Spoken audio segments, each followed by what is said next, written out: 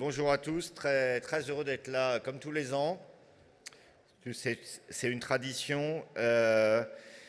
Bonjour à tous les acteurs industriels des filières des énergies renouvelables et du stockage. Je salue le député Fugit qui est là. Aussi, je vais essayer de faire un point de situation. Difficile, hein? Et je voudrais faire un point de situation et nous projeter demain. De commencer par essayer de remettre un peu quelques églises au milieu de quelques villages. La France, alors je vais dire des trucs qui vous semblent évidents, mais je pense que c'est bien de les redire. La France a pris une orientation d'un mix de production, après avoir pris un engagement sur sa neutralité carbone, a pris une orientation de son mix de production qui est fondée sur la prolongation du parc nucléaire, très bien, sur du nouveau nucléaire d'une génération différente, très bien, et sur des énergies renouvelables, très bien, associées à du stockage, très bien. Il s'avère que c'est le mix électrique de production le moins cher, le plus accessible techniquement, le plus facile industriellement aussi, et le plus dérisqué technologiquement.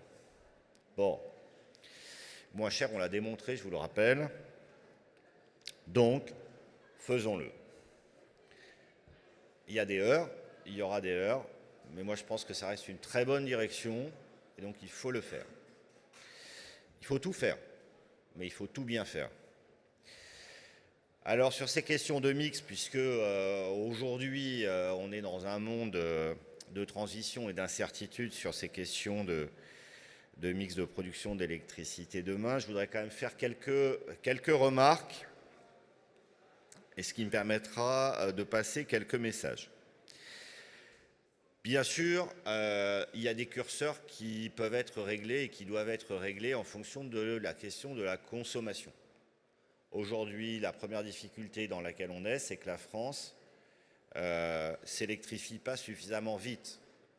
Alors, elle s'électrifie,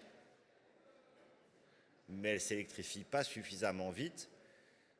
Son gain d'électrification est compensé par son efficacité, ce qui fait que quand on regarde une courbe agrégée, la France consomme toujours à peu près la même chose. Donc on n'est pas encore rentré dans cette dynamique du bon rythme d'électrification qui nous mettrait sur la bonne trajectoire d'être un pays en même temps qui tient ses objectifs de neutralité carbone et qui en même temps est en croissance et se réindustrialise.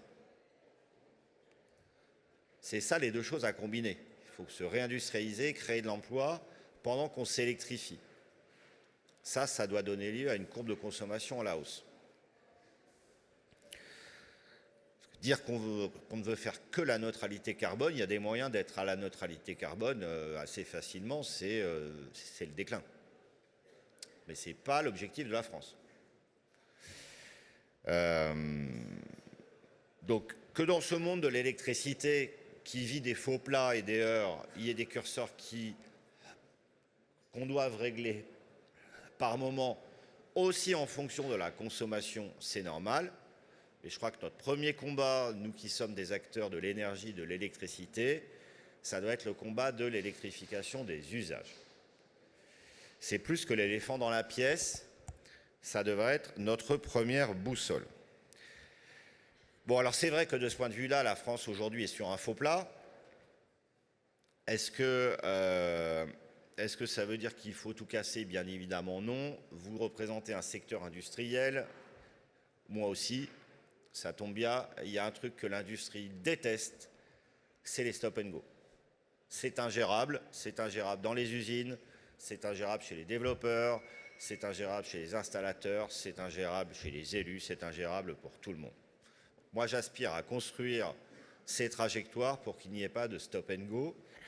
Il y a des filières qui se plaignent qu'il y ait eu des stop and go par le passé, qui ont eu du mal à s'en remettre, mais en fait, cette règle, elle vaut pour tout le monde. Elle vaut pour l'industrie du stockage, des renouvelables, et aussi pour l'industrie du réseau, parce que moi aussi, j'ai une supply chain. Hein, et Et en fait, pour moi aussi, un monde de stop and go serait très, très, très, très, très préjudiciable. Donc, il faut qu'on se mette ensemble pour qu'il n'y ait pas de stop and go. Ça ne veut pas dire qu'il y a des choses qu'on ne peut pas régler sur les rythmes, mais ça, il ne faut pas de stop and go. Et de ce point de vue, il y a un autre paramètre, là ça me permet de dire un mot sur les filières qu'il faut qu'on continue à pouvoir intégrer, c'est que en fait cette transition, cette croissance de la production d'électricité qui est inévitable, on l'a démontré 1000 fois, même si les quelques mois et les quelques années qu'on traverse sont moins agréables, c'est qu'il faut que ce soit corrélé à de la croissance industrielle européenne, c'est-à-dire qu'on fasse l'effort d'un approvisionnement européen. Nous, c'est l'engagement qu'on a pris sur le réseau. Cette transition, elle est aussi acceptable si les investissements qu'elle nécessite créent eux-mêmes des emplois industriels sur notre sol. Quand je dis notre sol, c'est le sol de l'Europe. Je sais que vous y êtes attentifs. C'est très important. C'est aussi à ce prix-là que la transition sera plus acceptable demain. Et pour revenir à la question de l'industrie, je pense qu'il y a quelque chose qu'on a mal fait jusqu'à présent dans la manière dont on se projetait nos systèmes énergétiques demain, c'est qu'on intègre encore plus qu'hier, demain, la question de la santé des filières. C'est-à-dire que la capacité industrielle à faire doit être aussi un paramètre de notre programmation. On le fait souvent pour les très gros objets, on le fait moins pour les petits objets.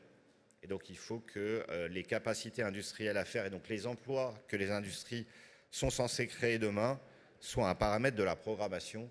C'est très important. Si on intègre plus ça, on ne parlera plus de stop and go puisque ce sera un entrant et une entrée de la manière dont on se projette. Ça, c'était ma première grosse remarque. Je suis en train d'exploser mon timing. Où est mon animateur préféré? Vous êtes là? Mettez-vous dans un coin où vous pouvez me faire des gestes pas très sympas si en fait j'explose mon temps. Pour l'instant, tout va bien. Ouais, ben c'est pour l'instant. Alors, deuxième, j'en suis qu'à ma première page, hein, ça va être, ça peut déraper. Vous en avez combien? J'en ai 25. Ah, tout va bien. Non, non, non, ça va. La deuxième chose que je voudrais vous dire, qui est un message au monde des énergies renouvelables, c'est que moi je pense que c'est pas très... il faut qu'on arrive à discriminer les énergies renouvelables entre elles, non pas pour faire de l'ostracisme, mais parce qu'elles n'apportent pas tous un service qui est équivalent. Il y a des courbes de charge qui ne sont pas comparables. Ça rend des services systèmes qui sont différents.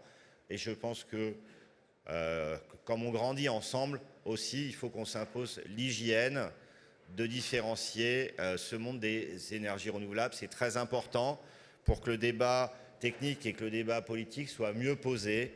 Il n'y a pas le monde du thermique et le monde des ENR. Vous savez très bien que ça ne fonctionne pas comme ça. Donc il faut qu'on arrive à discrétiser les choses. Il y a des courbes de charge différentes, il y a des performances techniques différentes selon différents types de NR. Il y a des régimes de soutien qui sont différents et qui impliquent aussi des comportements différents sur le réseau. Et donc, ayons l'hygiène d'en parler de manière différenciée. Ça, c'était ma deuxième remarque de mon introduction, seulement. Non, après, je vais balayer tout ça d'un revers de main très vite. La troisième remarque, mais de ma part, vous me connaissez, ce n'est pas un scoop. Tout ça doit faire l'objet d'un débat technique et d'un débat économique et ne doit pas et ne peut pas se transformer en guerre de religion. C'est arrivé par le passé. Je pense que ça pourra encore advenir demain. Les sujets techniques et donc économiques auxquels on est confronté aujourd'hui, même si la consommation est trop flat, peuvent être posés dans le calme, techniquement, sur le plan économique, sans que ça devienne un sujet religieux. Tout ce qui devient donc un sujet religieux est un sujet de passion, et donc la passion est très mauvaise pour l'énergie, la passion est très mauvaise pour l'industrie. Voilà mon troisième message. À bon entendeur. Alors, c'est vrai que la période qu'on traverse, elle n'est pas très facile parce que bien évidemment, on aurait besoin tous d'une programmation, en tout cas de quelques points de repère en dur, mais moi je suis convaincu qu'on les aura. Et moi je veux me projeter dans ce monde-là en vous parlant des chantiers qu'on a devant nous entre le monde du réseau, le monde du système électrique, qui n'est pas exactement le même travail, et le monde des énergies renouvelables avec beaucoup de S et du stockage. Et tous les chantiers qu'on a devant nous, ils sont dus au fait que les énergies renouvelables, historiquement, elles ont été un moyen de production au début marginal. Ça, c'était ce que je vous avais dit l'an dernier, qu'elles sont devenues donc un petit peu importantes et qu'aujourd'hui, leur fonctionnement devient structurant. Et c'est plutôt une bonne nouvelle que de dire ça au colloque de France Renouvelable. Alors le premier qu'on a devant nous, c'est un chantier qu'il faudra qu'on règle ensemble avec les pouvoirs publics, c'est la question des différentes échelles de planification. Aujourd'hui, la France n'est pas allée jusqu'au bout de la mise en accord de ces différentes échelles de planification. Et donc je vais vous citer quelques chiffres pour me faire comprendre. Il y a 47 gigawatts d'énergie renouvelable de puissance installée aujourd'hui en France qui sont mises en service. Lorsque vous venez sur le réseau, vous mettez dans une file d'attente. Aujourd'hui, si on cumule toutes les files d'attente, il y en a 46 gigawatts. C'est à peu près pareil. On va faire une addition ensemble, ça fait un peu plus de 90 gigawatts d'ENR qui sont déjà installés ou qui sont déjà dans une file d'attente. Donc, ils sont supposés être mis en service un jour. Je reviendrai sur ce supposé. Mais tout ça passe par de la planification réseau. Aujourd'hui, les S3RENR en vigueur prévoient 130 gigawatts. Mais si on fait la somme des S3R qui sont en révision déjà, ça atteint 160 à 180. La PPE3 qu'on connaissait prévoyait plutôt de l'ordre de 105 à 135 gigawatts. Vous voyez que c'est par accord. Lorsque on vous demande dans la base aéro de nous donner des idées, de lever la main sur des projets d'énergie renouvelable potentiels, on atteint 340 gigawatts, ce qui n'est pas du tout un reproche. C'est au moment où on fait les premiers états des lieux, mais tout le monde sent qu'il y a un sujet d'encapsulage, en tout cas de mise en cohérence, des objectifs européens, nationaux et surtout de leur déclinaison régionale pour qu'on arrive à faire quelque chose de cohérent, donc en tout cas d'aligner un peu plus que ça ne l'est aujourd'hui. Je pense que nous y avons collectivement intérêt parce que le monde de l'énergie a besoin de points de repère et c'est aussi des points de repère territoriaux qu'il faut donner. Et ça donnera, si on donne des points de repère territoriaux, ça donnera des points de repère politiques et on partagera tous les mêmes références. Aujourd'hui, on a du mal à débattre, aussi parce que les choses ne sont pas assez alignées. Il faut l'aligner en matière d'objectifs de politique publique, aussi parce que si on ne le fait pas, c'est le réseau qui risque d'aligner tout le monde. Et quand on est un réseau d'intérêt national comme celui que j'ai l'honneur de présider,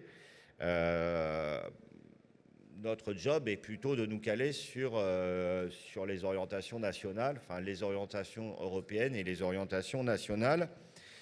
Et là, il est vrai que les choses peuvent diverger s'il n'y a pas d'alignement entre ces exercices de planification nationale et ces exercices de planification régionale et de planification territoriale. Aujourd'hui, qu'est-ce qui guide le développement du réseau ? En fait, historiquement, c'est la production uniquement qui guidait le développement réseau. La production arrivait, qu'il fallait faire le réseau, c'est le droit d'aujourd'hui. Demain, il faut qu'on arrive à rééquilibrer les choses. Il faut qu'on arrive à rééquilibrer les choses pour deux raisons. La première, c'est que nous, on a un enjeu de mutualisation. On ne va pas faire un réseau pour la consommation qui a vocation à grandir et un réseau pour la production qui a vocation à grandir. On mutualise les deux usages Et donc, à un moment, il faut se parler par un exercice de planification, y compris territoriale. C'est du bon sens, mais je le rappelle, il n'y a qu'un réseau. C'est le même pour la conso et pour la prod. Donc, à un moment donné, ça finit par des questions territoriales. Le deuxième élément, c'est qu'on a beaucoup de travaux à faire sur le réseau de transport d'électricité, parce qu'on est en train de passer un seuil. Alors, ceux qui lisent notre littérature, je conçois qu'elle puisse être un peu longue à lire, retrouveront dans notre plan d'investissement qu'on a publié en 2019 que le réseau de transport d'électricité était conçu sans énormes travaux à faire pour accueillir de l'ordre de 50 gigawatts d'énergie renouvelable et qu'au-delà, on allait passer un seuil et que ça emporterait des travaux structurants à la fois pour les raccordements terminaux, mais aussi pour le renforcement de notre colonne vertébrale. Et les 50 gigawatts, chers amis, nous y sommes. La bonne nouvelle, c'est qu'on ne s'est pas trompé dans la prévision. La mauvaise, mais je ne sais pas si c'est une nouvelle, c'est qu'il y a beaucoup de travaux qui arrivent sur le réseau de transport et que là aussi, ça emporte des questions de planification territoriale et de meilleur dialogue. Alors, au centre de ce dialogue, il y a les S3R qui marchent, moi je trouve plutôt pas mal, mais qui, comme je le dis, posent des questions d'échelle. La loi donc APER a proposé des zones d'accélération des énergies renouvelables. Il faut absolument qu'on les rapproche mieux du réseau disponible. Et pour optimiser le réseau que nous avons déjà, il faut qu'on évite l'embolie administrative et que nous retouchions les modalités d'entrée en file d'attente ainsi que les projets qui sont déjà en file d'attente. Alors pourquoi est-ce qu'il faut qu'on fasse ça? Parce qu'aujourd'hui, le réseau de transport d'électricité, comme le réseau de distribution d'ailleurs, n'est pas physiquement saturé, en tout cas c'est rare. Il peut arriver qu'il soit administrativement saturé. Il est administrativement saturé parce qu'il y a une file d'attente aussi longue, vous l'avez entendu tout à l'heure, que les projets d'énergie renouvelable qui sont déjà mis en service. Et ça, c'est un problème.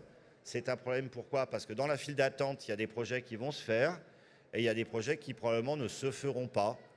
Et ceux qui ne se feront pas bloquent l'entrée de ceux qui ont des projets qui vont se faire.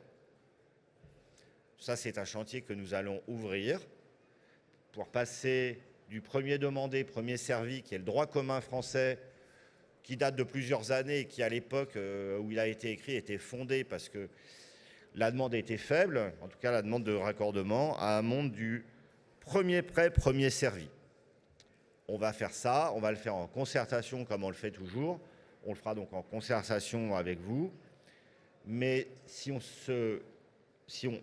n'affronte pas cette question maintenant, on va se retrouver dans un monde absurde où on aura des réseaux qui sont amortis sur la facture du consommateur final, qui vont être un frein au raccordement à la fois des consommateurs et des producteurs, au seul motif qu'ils sont saturés d'un point de vue administratif. On peut tous considérer autour de la table que ce n'est pas un très bon argument pour refuser la connexion d'un nouveau consommateur ou d'un nouveau producteur. Donc il faut, pardon du terme trivial, il faut qu'on s'y coltine. Et donc on va le faire. Donc je parlais réseau du coup, ça va me permettre de vous dire quelques mots sur le dimensionnement de notre plan d'investissement qu'on a publié en février dernier et sur la question de l'exploitation du système électrique qui sera la suite du pitch que je suis venu faire. Chère Catherine, il n'y a pas si longtemps sur les flexibilités.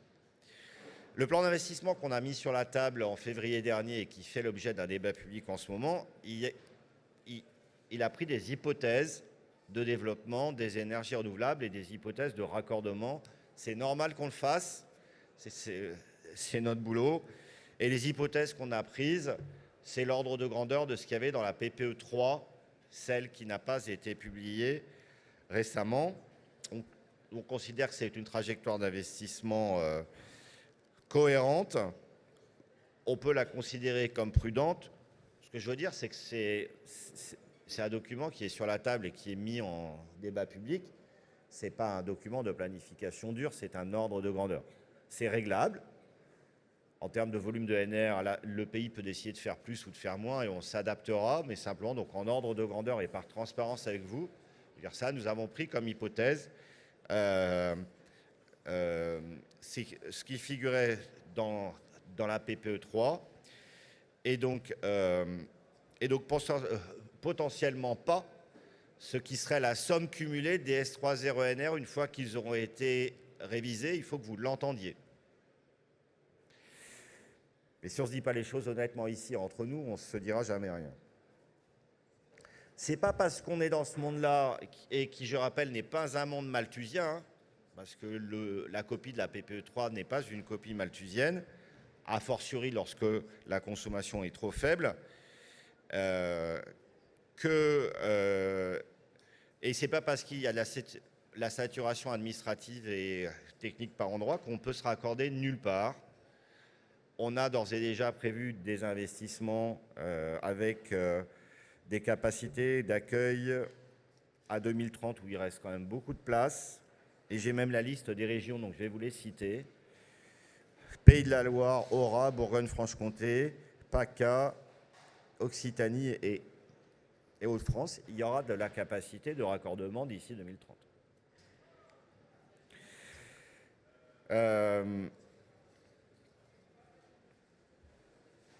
Je vous ai dit, ce plan d'investissement, il est important pour vous parce que c'est le réseau qui va transporter l'électricité que vous stockerez ou que vous produirez demain. Il est en débat public et si je n'ai qu'un message, c'est participer. C'est un plan programme national. Il y a un débat public. On demande l'avis aux Français, aux industriels et aux professionnels. Vous êtes des citoyens européens, vous êtes des industriels et des professionnels, c'est le moment de prendre la parole. Dites-vous ce que bon vous y semble. Vous dites que c'est trop, que c'est pas assez, que vous le feriez comme ça ou que vous le feriez pas comme ça. C'est important que vous preniez la parole à ce moment-là. Pour moi, c'est très important qu'on ne loupe pas ce créneau de ce que vous pensez de ce plan d'investissement dans la liberté de vos business. Voilà ce que je voulais vous dire sur l'infrastructure. Alors, je voulais quand même vous dire quelques mots, et décidément, ça va devenir un marronnier parce que je vous en ai parlé il y a 5 minutes, largement. Je veux vous parler quand même un peu d'exploitation du système électrique parce que donc RTE ne s'occupe pas que de l'infrastructure. Et du même droit, même devoir pour tous, qui est un mot que j'ai prononcé devant vous il y a 2 ans, l'an dernier, lors du colloque sur les flexibilités. Et donc, du coup, je ne sais pas si vous m'attendiez là-dessus, mais moi, j'aime bien répéter les choses sur la manière dont on arrivera à piloter le système électrique demain. Avant de parler des outils de pilotage du système électrique, et comme il y a des acteurs du stockage dans la pièce, je vais vous dire que nous aurons de toute façon besoin de plus en plus de flexibilité demain. C'est démontré, c'est mécanique, tout simplement parce que lorsque vous voyez la manière dont la courbe de production se déforme en France et la manière dont la courbe de consommation se déforme en France, c'est une évidence. Bon, il suffit de superposer 2 courbes pour voir que c'est une évidence. Donc cette flexibilité, ce n'est pas que du stockage stationnaire, mais enfin, ce sera aussi beaucoup de ça. Il est vrai que les espaces économiques pour le développer ne sont pas si évidents à trouver. Il est vrai d'ailleurs que les espaces économiques qui peuvent varier selon la manière dont la consommation évolue. Mais on a chiffré ça et il est sûr que nous aurons besoin de plus de flexibilité demain. On n'en a pas plus besoin pour le plaisir, on en a plus besoin pour optimiser le système électrique parce que nous avons une cause commune, le réseau comme les installations de production et de stockage, c'est que la manière dont nous fonctionnons ensemble optimise le plus possible les investissements parce que tout ça, à la fin, c'est la facture des entreprises et c'est la facture des Françaises et des Français, et que si nous voulons que le pays s'électrifie, il faut un signal prix. Bon, donc, le bon système électrique, et quand je dis système, c'est vous et nous, le bon système électrique demain qui permet d'accélérer cette électrification, c'est le système qui renvoie le signal prix le plus bas possible, tout simplement pour qu'il y ait des transferts économiques du pétrole et du gaz fossile vers l'électricité. Donc moi, je vois les choses comme ça, et la flexibilité, pour moi, c'est vraiment un des leviers pour optimiser le système électrique et pour qu'à la fin, en coût complet, il soit le moins cher. Et donc, il faut qu'on arrive à le faire ensemble, parce que ça, c'est une autre de nos causes communes. Le coût final. Après, on a un autre enjeu, nous, RTE, mais qu'on va partager donc avec vous, c'est comment est-ce qu'on arrive à piloter de manière opérationnelle le système électrique avec des moyens de consommation qui changent et qui vont changer, et des moyens de production qui ont déjà changé et qui vont continuer à changer. Et ça, le changement, c'est quand même essentiellement vous. Donc, je vous ai dit que nous, on avait lancé un plan de transformation de la manière dont on exploitait le système électrique fondé sur le même droit, même devoir pour tous, qu'on soit une machine tournante ou une machine qui ne tourne pas, qu'on utilise l'énergie issue du soleil, de l'eau, du gaz ou de l'uranium. Ce n'est pas la question. Il faut qu'on s'oriente vers ce même droit et même devoir pour tous. Alors, de ce point de vue-là, ce plan, il est décomposé en 3 grands chapitres que je ne vais pas rabâcher, mais sur lesquels je veux revenir quand même pour que tout le monde l'entende une fois de plus. Le premier enjeu qu'on a, et ça c'est un autre chantier pour demain, c'est qu'on ait une meilleure visibilité partagée de ce qui se passe sur le système électrique. Nous, exploitants du système électrique, on a besoin d'avoir, de la part des consommateurs et des producteurs, plus de visibilité sur la manière dont ils vont soit consommer, soit produire, parce que c'est du bon sens, ça nous permet d'anticiper. Et aujourd'hui, on ne nous transmet pas assez les programmes de production, et ça peut finir par poser des difficultés. Donc je mets les pieds dans le plat. Aujourd'hui, il y a un règlement européen qui est peut-être assez inconnu, qui dispose que tous les producteurs supérieurs à un parc supérieur à 1 MW devraient transmettre aux gestionnaires de réseau leur programme de production. En fait, ce n'est pas fait. Je ne vais pas vous donner le pourcentage qui est relativement indécent de ce qui n'est pas fait, mais ce n'est pas fait. Donc il faut qu'on fasse des efforts là-dessus, parce que nous, plus on anticipe, plus on est capable d'exploiter le système électrique au moins cher possible. Et là, je reviens à mon point précédent, c'est une question d'optimisation globale. Pour traiter cette question de la visibilité, on va mettre en place un premier train de mesure. Le premier train va être mis en œuvre avant la fin 2026. On va contrôler la qualité des programmes des producteurs de plus de 1 MW. La concertation a commencé. Donc, il faudra nous les transmettre. Et on va contrôler la qualité de ce qu'on nous transmet. Et on va aussi étendre l'obligation de nous transmettre des programmes pour certains consommateurs HTB, parce qu'ils deviennent tellement structurants sur la manière dont les flux se déplacent que là aussi, on a besoin de plus de visibilité. On commence par se dire qu'on se partage de l'information dans de meilleures conditions que ce qui se passe actuellement, parce que ce n'est pas satisfaisant. On contrôle. L'étape suivante, ce sera des incitations financières. Incitation étant une métaphore, vous l'avez compris. Mais on est dans un secteur économique, donc ça marche par incitation. Deuxième élément de ce plan, il faut qu'on accroisse nos leviers de réserve. Il faut qu'on accroisse la profondeur de nos réserves pour pouvoir avoir plus de stock lorsqu'il se passe quelque chose sur le système électrique. A fortiori, si on ne sait pas ce qui va s'y passer, ça le justifie d'autant plus, d'où le point sur la programmation. Et là, donc, on a lancé 2 choses. Une chose que vous avez vu passer, l'obligation pour les productions d'EnR de faire des offres à la baisse sur le mécanisme d'ajustement pour ceux qui font plus de 10 mégawatts. Ça a été voté dans la loi DADU 2. On le met en place au 1er janvier.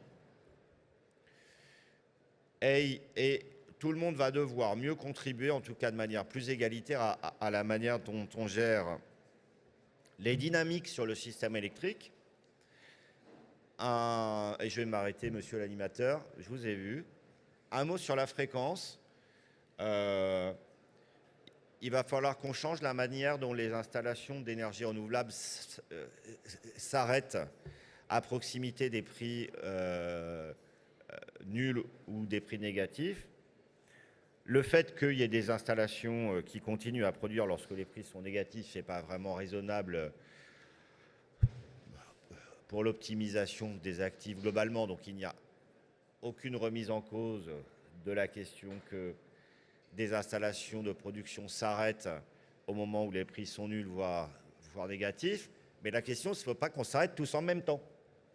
Parce que le 1er avril dernier, en quelques minutes, 9 gigawatts de production d'énergie renouvelable se sont arrêtés en quelques minutes sur le réseau français. 9 gigawatts, c'est l'équivalent en puissance de 9 tranches nucléaires. Bon, alors quand vous exploitez le système électrique, que vous êtes responsable de la fréquence, et que d'un coup d'un seul, en quelques minutes, sans forcément le savoir, puisque les producteurs ne vous ont pas transmis leur programme, heureusement, nous faisons nos propres prévisions, y compris météorologiques, pour anticiper tout ça. Lorsque vous perdez en quelques minutes 9 gigawatts, vous comprenez donc aisément qu'il y a des sauts de fréquence majeurs. Bon, donc on a un problème de rampe, et donc il va falloir qu'on trouve les moyens, soit d'incitation économique, soit réglementaire, soit de pilotage technique, pour que cette rampe soit moins abrupte. Il ne s'agit pas de remettre en cause le principe de bon sens, que ce n'est pas la peine d'injecter lorsque les prix spot sont négatifs. En revanche, il faut que la rampe soit plus douce, parce que le système électrique, ça déteste les pentes raides. Ça déteste l'imprévision et ça déteste les pentes raides. Donc il y a une première disposition qui a été votée dans le PLF 2020, dans la loi de finances 25. Il y a donc un amendement qui est prévu dans le projet de loi de finances 2026 pour qu'on avance sur le sujet et qu'on arrive à mieux répartir les séquences d'arrêt de tous les producteurs qui s'arrêtent à l'approche des heures à prix spot négatif. Ça ne va pas faire mal, on est dans un monde de compensation, mais simplement il faut qu'on le fasse rapidement, parce que ça, c'est une question de soutien de la fréquence européenne. Et puis, je vais m'arrêter sur les questions de tension. Je pense que j'aurai des questions après. Il faut que l'ensemble des acteurs connectés sur le réseau participent mieux au soutien de la tension, alors qu'il s'agisse de réglages statiques, de réglages primaires, de réglages secondaires. On parlera technique, de mégavar tout à l'heure, si vous avez envie. Ce qui est important, c'est que les obligations de participer au service système tension progressivement soient étendues à l'essentiel d'entre vous. D'abord autour de seuils de grosses installations du type 10-12 mégawatts, mais demain en descendant, comme on voudrait le faire sur le mécanisme d'ajustement, vers des installations de plus faible puissance, autour de 1 mégawatt et même jusqu'à 250 kg sur des questions de grid forming. C'est important pour nous. Là aussi, progressivement, il ne s'agit pas de demander l'impossible, il s'agit de discuter avec vous des prescriptions techniques qui ne sont pas forcément très coûteuses, que les installations d'EnR peuvent installer, soit lorsqu'elles refurbishent leur installation, soit pour le flux, tout simplement, pour nous aider à maintenir ces tensions avec tout ce qu'on sait faire techniquement. Ça fait pas mal, mais une fois qu'on a dit que ça fait pas mal, il faut vraiment le faire. Voilà ce que je voulais vous dire. Alors, toutes ces modifications d'outils du système électrique, ça va, comme d'habitude, passer par des trains de concertation. Nous avons lancé un premier train là-dessus et ceux d'entre vous qui participent à nos comités l'ont déjà vu. Il y aura des deuxièmes et des troisièmes trains dans les mois et les années qui viennent pour que progressivement on atteigne ce même droit et même devoir pour tous dans la limite de ce que la technologie permet. Et on sait qu'elle permet beaucoup. Voilà ce que je voulais dire. Chers amis, je suis optimiste. Il ne faut pas lâcher. Nous sommes des industriels. Il faut qu'on arrive à ramener le calme et à ce qu'on remette de la rationalité la plus économique possible dans les débats. Une fois qu'on aura fait ça, on aura gagné. On sera capable de trouver des chemins économiques, techniques et de planification dont on a besoin tous ensemble ici. Merci de votre attention.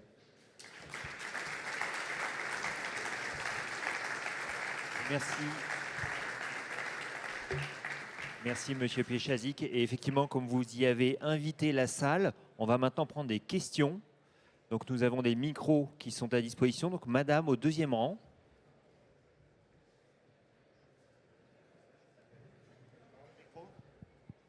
Oui, on va vous brancher le son. Sur le micro numéro... La dame s'appelle Emmanuel. Oui, Emmanuel Carpentier. Numéro 4. Numéro 4 ? C'est bon? Vous m'entendez? Emmanuel Carpentier. Oui, on vous entend. Je voulais revenir sur les participations progressives au MA et aussi au soutien de l'attention. Donc, tout d'abord, vous avez indiqué que on baisserait progressivement le seuil de puissance des capacités qui devront participer à l'attention, au soutien à l'attention. J'ai cru comprendre qu'on aurait aussi une progression pour la participation MA où aujourd'hui, ce sont les installations de plus des mégas qui, au titre de la loi DADU, doivent participer. Mais là aussi, on n'est que sur le premier train et que, en fait, l'idée est de descendre progressivement. Est-ce que vous pourriez confirmer cela et nous dire si, pour le deuxième train, on a déjà une petite idée du deuxième seuil? Oui, je vous confirme on souhaiterait descendre, mais on le fera en discussion. Donc, est-ce qu'on a des idées? On a des ordres de grandeur. Sur le mécanisme d'ajustement, donc là, on parle de profondeur de réserve, hein, donc on parle de volume. Je crois que le seuil de 10 MW d'obligation pour les offres à la baisse sur le mécanisme d'ajustement, ça embarque une vingtaine de gigawatts sur le parc installé, donc à peu près la moitié. Donc ça, finalement, ça a conduit à ce que la moitié des énergies renouvelables installées en volume donc participe à ce dispositif. Moi, j'estime que ce n'est pas suffisant. A fortiori, si dans la dynamique des mois qui sont en train de se passer, c'est beaucoup de petites installations qui se mettent en service et pas des grosses. Donc la proportion va changer. Après, est-ce que nous, on souhaiterait que ça descende jusqu'à 1 MW? Est-ce que ça finira sur 1 MW? J'en sais rien, puisque on s'en est pas encore parlé. Donc moi, je vous dis ce dont on aurait besoin. C'est un ordre de grandeur. Ce sera peut-être pas 1. Je ne suis pas sûr qu'on ait besoin d'aller chercher des puissances inférieures. On en discutera. Emmanuel. Sur la question de la tension, on a déjà quand même fait bouger beaucoup de choses. Aujourd'hui, on a besoin effectivement qu'on ait plus d'installations qui fassent au moins du réglage primaire. Du réglage secondaire, c'est mieux. Et plus on arrivera à descendre bas, mieux ce sera. Mais c'est toujours pareil, c'est-à-dire que nous, on aime bien cette discussion avec vous, les acteurs du stockage et des ENR. On est prêt à entendre qu'il y a des limitations techniques, mais simplement, il faut aussi entendre les besoins de services système que nous avons. D'ailleurs, ces besoins de services, ils passent par de la réglementation, ils passent par des échanges financiers aussi. Hein. Donc, ce n'est pas forcément un manque à gagner économique, c'est souvent des difficultés techniques. aujourd'hui, dans le premier train, typiquement, le seuil est autour de 10-12. C'est ce que je disais dans mon propos pour les ENR et les stockeurs HTB, avec l'obligation de participer au service système tension, même à puissance nulle. Donc c'est au moins du réglage primaire, voire du réglage secondaire. Donc on est dans ce premier step. Ça, il faut qu'on le fasse à coup sûr. Et moi, mon souhait, c'est d'aller chercher des puissances plus basses sur l'ensemble de ce que ces installations, enfin sur l'ensemble des services de ce que ces installations peuvent rendre. Bien évidemment, si tout le monde fait du réglage secondaire, c'est-à-dire si tout le monde est capable de maintenir la tension sur un point fixe, voire de faire du réglage primaire, voire de faire du réglage secondaire, ce qui, pour que tout le monde me comprenne, est une manière d'aller régler le point de tension chez un producteur piloté par nous, bah effectivement, c'est plus pratique à gérer. Voilà. Ce sera des compromis, on veut en discuter avec vous. Enfin, l'idée, hein, vous l'avez bien vu, sur le mécanisme d'ajustement, comme pour la tension, c'est qu'on va chercher plutôt les grandes installations jusqu'à 10-12, et puis il y aura d'autres étapes qui nous permettront de descendre dans les niveaux de puissance, tout en écoutant hein, que la maturité technologique de tout ce qui est installé sur le système français, que ce soit du stockage ou des renouvelables, c'est pas que des installations récentes, tout ne se transforme pas aussi facilement que ça. Donc nous, on est prêt à écouter ça. Simplement, il faut qu'on se mette tous sur le chemin, sur l'idée que ces exigences, elles vont descendre sur les différents niveaux de puissance, que d'ailleurs ce soit du stockage ou de la production, pour nous, c'est la même chose. Voilà. Et si tu veux un ordre de grandeur, c'est donc premier step autour de 10, deuxième step, si on descend vers 1, ça nous va bien. Je vous propose qu'on prenne une deuxième question. Oui, monsieur, au fond, à gauche. Je vais y aller, ce sera plus rapide.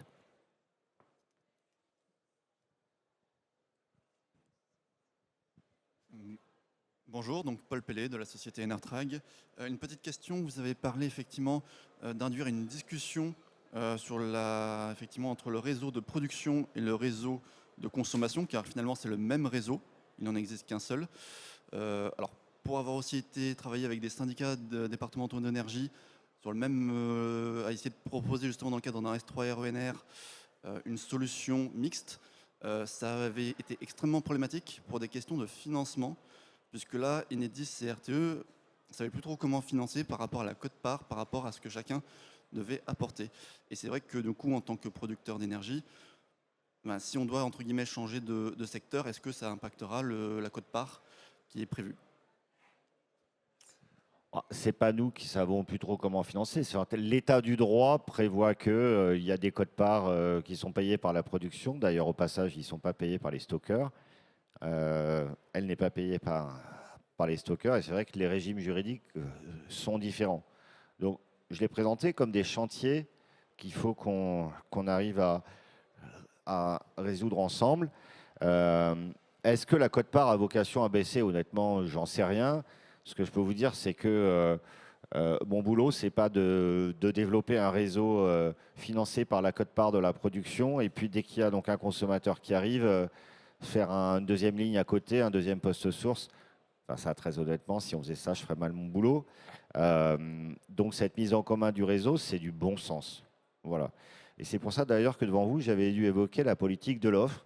C'est qu'à un moment donné, lorsqu'on est dans un monde très électrifié, ce qu'on cherche tous ici, la question de la préexistence de l'infrastructure de réseau, que ce soit de la distribution ou du transport, elle est absolument vitale.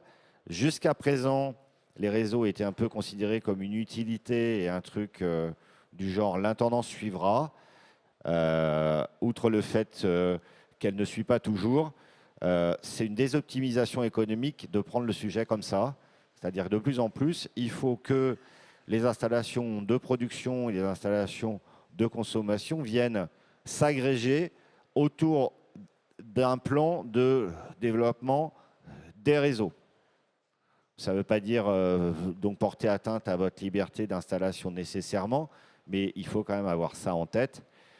Un monde très électrique, dans lequel du coup les réseaux occupent une place absolument prépondérante. Ce n'est pas un monde dans lequel on dit que la tendance suivra. C'est un monde qui est obligé de projeter son infrastructure demain et qu'une fois qu'elle est projetée territorialement, qu'on discute de la manière dont la consommation et la production peuvent se raccorder sur la même infrastructure. C'est ça qu'il faut faire parce qu'en fait, il n'y a pas d'autre solution. Alors sur la question, est-ce que la quote-part, une fois qu'il y aura de la consommation et de la production raccordée dessus, est-ce qu'elle va bouger? Honnêtement, j'en sais rien. Il n'y a pas de raison qu'elle monte plus que de raison. En revanche, ce que je sais, c'est que ce n'est pas parce qu'il y a des postes sources qui sont cofinancés par de la quote-part issus des raccordements producteurs qu'il n'y aura jamais de consommation connectée sur ces postes sources. Or, c'est déjà le cas. Mais simplement, cette logique d'optimisation et de planification, il faut qu'on la pousse plus loin parce que en fait, les réseaux deviennent un élément critique, au bon sens du terme, de cette affaire d'électrification. Je vous propose qu'on prenne une dernière question rapidement, parce qu'on a déjà pas mal dépassé. Oui, Comment ça, on a monsieur, pas mal dépassé? au milieu de la salle. Ah oui, c'est terrible.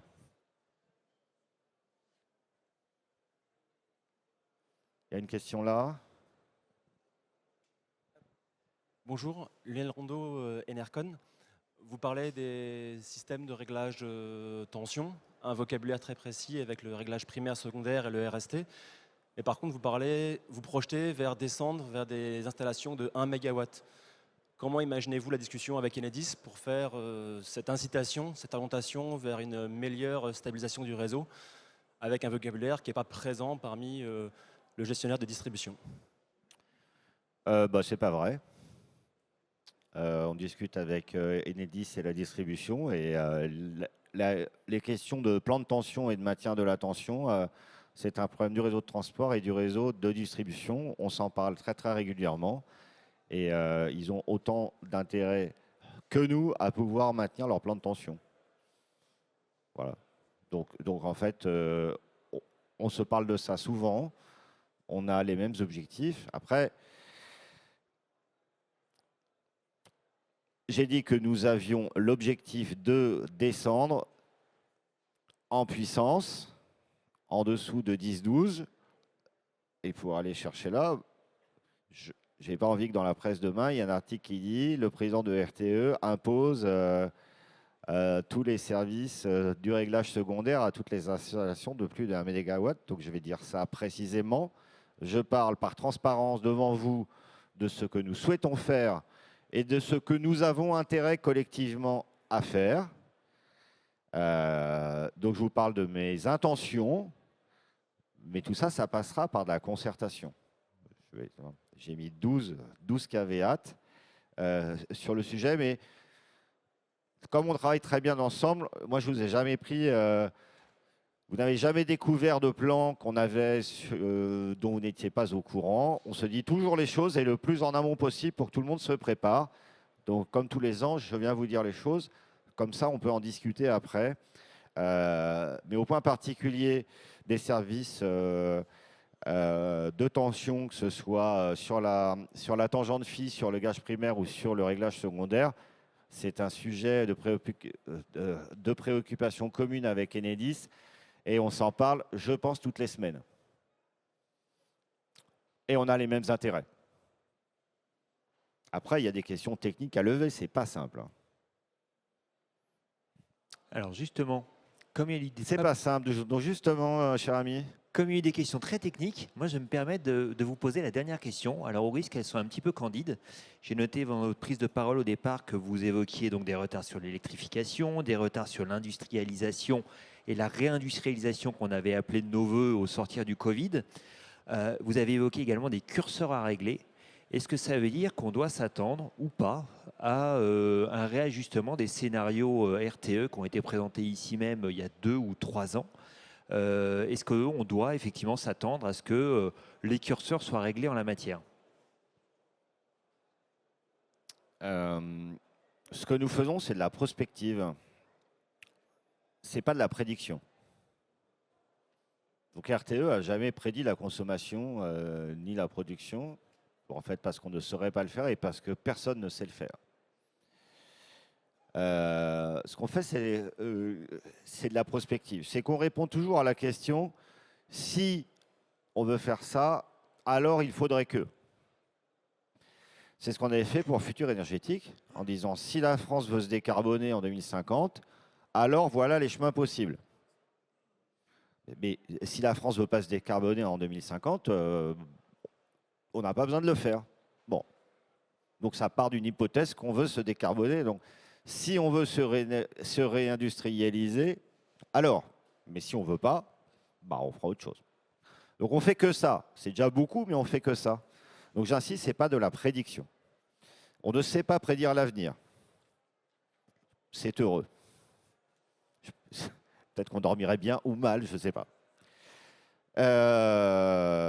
Alors, est-ce qu'on va mettre à jour cette étude? La réponse est oui. Nous avons lancé la mise à jour des futurs énergétiques 2050 avec l'objectif de publier cette étude mise à jour à la fin de l'année 2026. C'est un énorme travail, ce sont des énormes modèles, ça prend beaucoup de temps. Alors pourquoi est-ce qu'on le met à jour? Pour deux choses. La première qui est très importante, c'est qu'on l'avait promis. Si vous lisez Futur Énergétique 2050, à la fin, vous voyez qu'on écrit qu'il faudrait qu'on remette à jour cette étude, qu'on la réactualise tous les 5 ans. Et comme on l'a publié fin 2021 et début 2022, 5 ans plus tard, c'est maintenant. Donc on le fait. Donc c'est une bonne raison, c'est tenir sa parole. C'est pas si mal comme principe.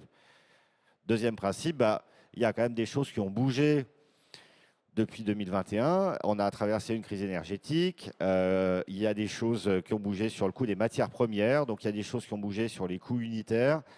Il y a des choses qui ont bougé sur le prix du gaz. Enfin, il y a un certain nombre de choses qui ont bougé. Il faut dire que depuis, il y a eu quand même une guerre sur le sol européen qui n'est pas terminée. Des relations un peu dégradées donc, sur le plan économique avec nos alliés d'outre-Atlantique. Donc, ça fait bouger quelques curseurs et ça justifie qu'on en reparle parce que comme on fait beaucoup d'économies, ça nous permettra de mettre à jour ce document. Donc oui, on va le mettre à jour. Rendez-vous pour ça fin 2026. D'ici là, on produit de la prospective à plus courte échéance. Ça s'appelle chez nous les bilans prévisionnels. Et là, il y en a un qui sortira et qui sera mis à jour en novembre qui vient. Donc c'est bientôt, c'est dans un mois, un bon mois. Et celui-là mettra à jour celui de 2023. Donc les bilans prévisionnels, c'est fait plus régulièrement. Ça se projette à 2035, c'est à 10 ans. C'est moins lourd que remodéliser différents chemins du système énergétique français d'ici 2050. D'ailleurs, pour la mise à jour de Futur Énergétique 2050, comme son titre ne l'indique pas, on se projettera au-delà de 2050, comme on l'avait tenté de le faire la dernière fois. Donc pas de scoop aujourd'hui parce qu'on n'a pas fini les études et a fortiori, donc on les commence. Mais oui, vous pouvez compter sur cette mise à jour. C'est très important pour nous de mettre à jour ça parce que, à l'instar de ce que j'ai dit dans mon introduction, ma boussole, c'est qu'on puisse avoir des débats techniques et des débats économiques, voire des débats politiques au sens noble du terme, dans un monde rationnel, dans un monde éclairé, dans un monde qui soit documenté. Chacun a le droit de ne pas aimer son voisin. Moi, ce que j'aimerais, c'est qu'il puisse ne pas l'aimer pour des bonnes ou des mauvaises raisons et que ça se soit objectivé. Et donc, mon combat, c'est ça. Donc, on va remettre le couvert avec un bilan prévisionnel et surtout avec un nouveau futur énergétique mis à jour pour qu'on arrive à retrouver dans les années qui viennent non pas le consensus, mais le compromis national qu'on avait réussi à dégager en 2022 sur ces sujets-là. Eh bien, je vous remercie. Je vous propose Merci à vous. qu'on s'en arrête là. À On en bientôt. reparlera effectivement de ces scénarios, donc ici même dans quelques temps. Merci à vous, Monsieur Piéchazic.